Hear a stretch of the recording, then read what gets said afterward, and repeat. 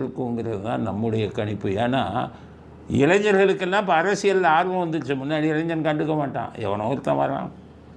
மற்றவங்க படித்தவங்களே கண்டுக்க மாட்டாங்க. இப்போ சென்னையில் இதிலெல்லாம் நான் சாஃப்ட்வேர் கம்பெனிலாம் பார்க்குறேன். சாஃப்ட்வேர் கம்பெனியில் இன்ஜினியர் பெரியவங்கெல்லாம் இந்த விட ஓட்டு போடணும்ப்பா, விஜய்க்கு ஓட்டு போடணும்ப்பாங்கிறாங்க. இதுக்கு முன்னாடி அரசியலை பற்றி பேசவே விரும்பாதவங்க, அரசியல் சாக்கடைன்னு சொன்னவங்கெல்லாம் படித்தவர்கள் எல்லாம் அந்த விட ஓட்டு போடணுங்கிறாங்க, விஜய்க்கு ஓட்டு போடுவோங்கிறாங்க. எங்களுக்கே அது அதிசயமாக இருக்குது.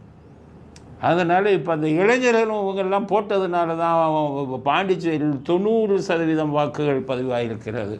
இவ்வளவு அதிக வாக்கு சதவீதம் பதிவானதை பார்க்கும்போது பாண்டிச்சேரியில் தாவேகா வெற்றி பெற்று ஆட்சியை பிடித்தாலும் ஆச்சரியப்படுவதற்கு இல்லை அப்படிங்கிறது தான் நம்முடைய கணக்கு.